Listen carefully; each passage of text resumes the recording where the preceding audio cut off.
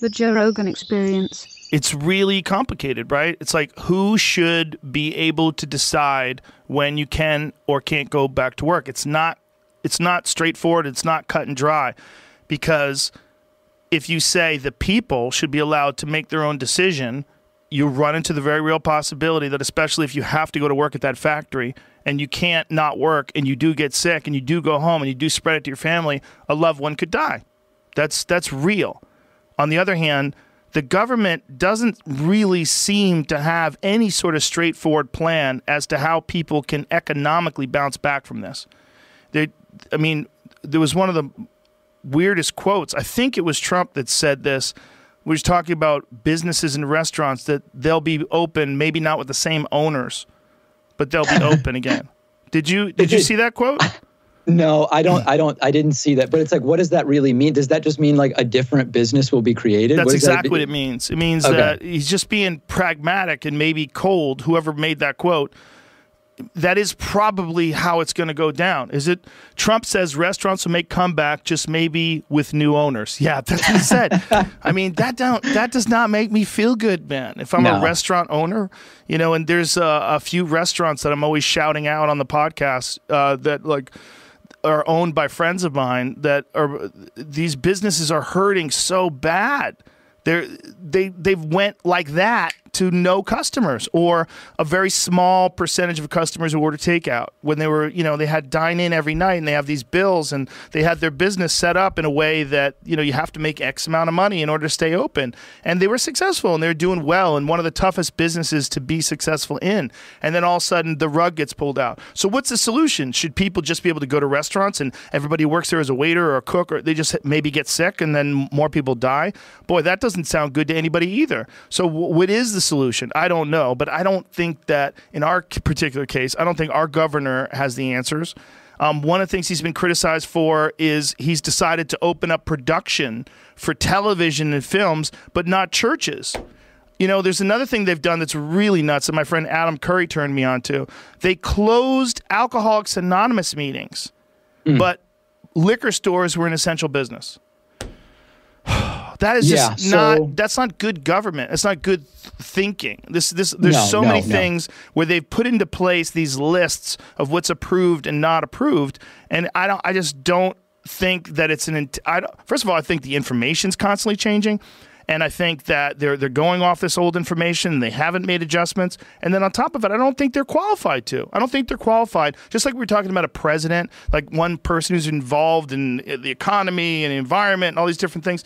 I don't think one governor can really be smart enough to know, A, what kind of impact it's going to have economically to close all these businesses down, and B, which ones get to open up and what is essential and why. And it's very frustrating for all involved, and it highlights one of the reasons why, the way we do government is it's not perfect.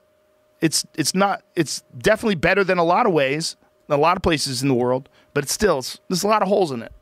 Yeah, I share your frustration with the constantly changing messages.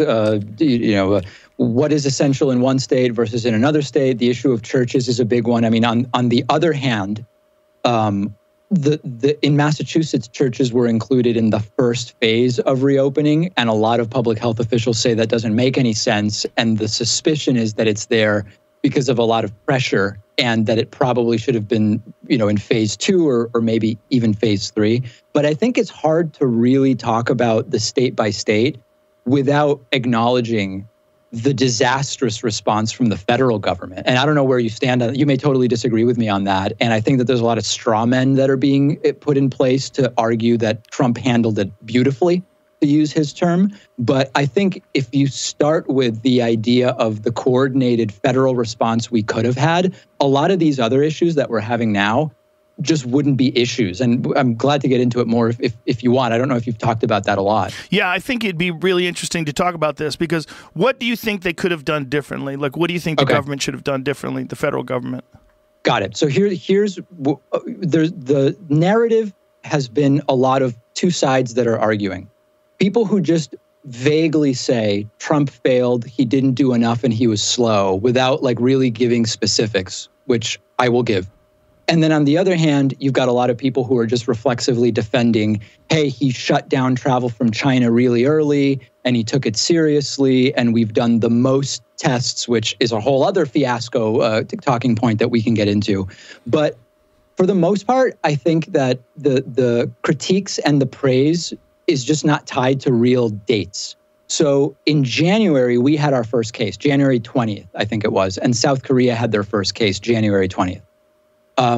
We then often skip over February. So a lot of people will defend Trump by saying, you're not going to shut down a country when you've got one case. And I totally agree. You're not going to shut down a country over one case.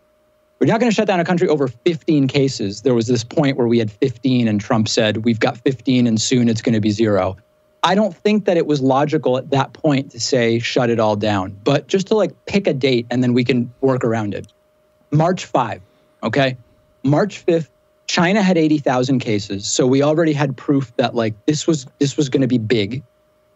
Italy had 4,000 cases. So this is March 5. So we already had proof that it'll travel really far and it'll get bad far from China. And we had 221 cases on March 5. It would be very reasonable on March 5th for Trump to say, this is a problem, FDR-like delivery. I know, hard to imagine Trump doing that, but we've got to work together. This is going to be difficult. We're going to do a 30-day. I need all 50 governors to help me on this. Let's do 30 days of stay at home. He probably would have then, on April 5th, have had to ask for another 30. So we would have done like 60 days, March 5 to May 5. And where would we be right now? We'd be in really, really good shape. So it's really easy to just say, dude, you're not going to shut down a country with 5 cases. I agree. But we had the information on March 5th, March 10th, right? At any one of these points, if we did a real shutdown, we'd be in such good shape. First of all, I think that the support for a shutdown that early would have been almost 0. I think you would have a really hard time convincing people that this was going to be that big of a deal and that there wouldn't be something they could do to stop. I think a lot of this is Monday morning quarterbacking, right? We're looking at what happened factually. Like we're looking at it in the past. This is when there was this amount of cases. When it was happening live, there was a lot of confusion. First of all, the World Health Organization, as recently as January, was saying that according to China, this is what they wrote on a tweet, it doesn't get transmitted from person to person. So this is in January, right? In March, they were saying you don't need a mask. There's been a lot of confusion. It's not like there was like real, straightforward, clear advice. It's hard for us. It's so easy for us to sit back. Here we are in late May and say, oh, he should have done this. And if he'd done that, everything would have been great. The support for shutting down the whole country for 30 days at the beginning of March was 0. I don't think anybody would have agreed with that. There's no question. And I do think we want to be careful, though. If we write any retrospective analysis off as Monday morning quarterbacking, then it's not even worth discussing, right? Because we could just say, throw it out. It's Monday morning quarterbacking. I mean, no, you're right. You're right. Yeah, no, it's definitely look. It clearly wasn't perfect, so there's always going to be room for critique. But like the idea that we could have shut everything down, boy, that is such a hard sell. Remember when Cuomo was saying that they're not going to shut down New York? It'd be too hard to shut down New York. Cuomo and de Blasio share. I mean, they're not. They're Democrats and Trump's a Republican. I don't care about that. I mean, certainly there's no doubt that Cuomo and de Blasio are deserving of some blame here as well. I mean, one other example. There was a period. We'd have to look at covidtracking.org to get the exact numbers, but there was a period in either late March or early April where South Korea had their first case the same day we did, within like 6 or 8 hours. It might have been January 1920 or vice versa. But there was a point in late March or early April where South Korea had as many positive tests in a day as we did tests total.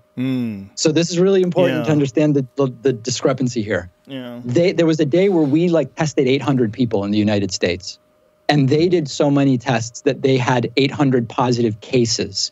And so the slow testing response is a disaster. And the proof is, we can say it's Monday morning quarterbacking, but South Korea got it right. Taiwan got it right. In terms of places in Europe, Greece did really well. New Zealand did really well. So we may be looking at it retrospectively, but there were examples of countries that were on the ball with testing, and it made a huge difference.